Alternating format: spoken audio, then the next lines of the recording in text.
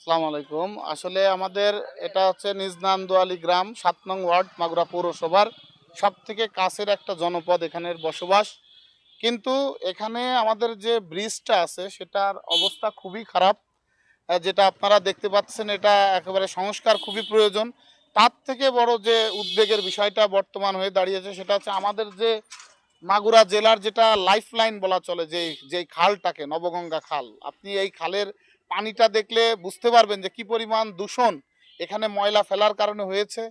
এখানে যারা ব্যবসায়ীরা আছে তারা জানে। আমি আমার কোর্টে যাওয়া আসার পথে প্রায়ই আমি এটা দেখে আমি সর্বপ্রথম আমার মনে হয় এখানের ব্যবসায়ীদের কাছে শুনলে আপনি বুঝতে পারবেন।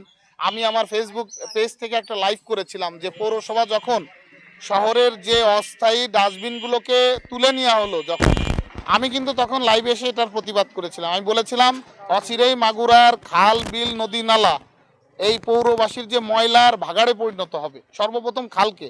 আজকে দেখেন আমার সে লাইভের সত্যতা কিন্তু এই খালে গেলে আপনি দেখতে পারবেন প্রচণ্ড দুর্গন্ধযুক্ত পানির সৃষ্টি হয়েছে এখন।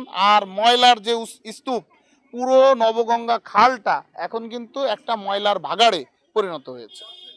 আজকে এটা কিন্তু অপরিকল্পিতভাবে না, আমি বলবো যে এটা সুপরিকল্পিতভাবে এটাকে করা হয়েছে। আজকের এই নদীটাকে দূষণ করা হয়েছে এবং এখানে যারা মাগুরার দায়িত্বপ্রাপ্ত বা যারা এর সাথে সংশ্লিষ্ট ব্যক্তিবর্গ, ওনাদের যে পরিমাণ উদাসীনতা, তারই একটা বহিঃপ্রকাশ কিন্তু আজকের এই নবগঙ্গা খালের যে ময়লার, মানে দৃশ্যমান ময়লার স্তূপ।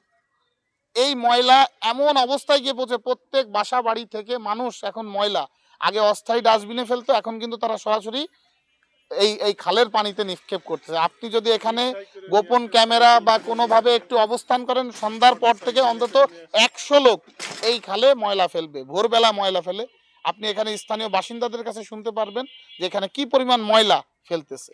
আজকে আমি মনে করি এটা হয়েছে একমাত্র কারণ মাগুরা পৌরসভার দায়িত্বশীল ব্যক্তিদের দায়িত্ব জ্ঞানহীন কর্মকাণ্ডের কারণে।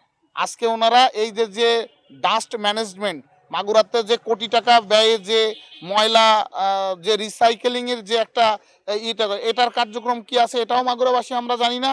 এবং এই ময়লা কোথায় ফেলবে পৌরবাসী, কার কাছে জমা দেবে, এটাও মাগুরাবাসী জানে না। মানুষ সচেতনতার জায়গা থেকেও হলেও মানুষ এখন সজাগ হওয়া উচিত। এখনো সময় আছে, যদি মানুষ পৌরবাসী জাগ্রত হয় তাহলে হয়তো এই এই এই যে মাগুরার যে জলাবদ্ধতা নিরসনের জন্য যে খালটাকে আমরা মাগুরার লাইফ লাইন মনে করি, সেই খালটাকে উদ্ধার করা সম্ভব এবং এখানকার যে জলজ প্রাণী, মাছ সহ অন্যান্য যে জীববৈচিত্র্য রক্ষা করা সম্ভব। আপনাকে ধন্যবাদ।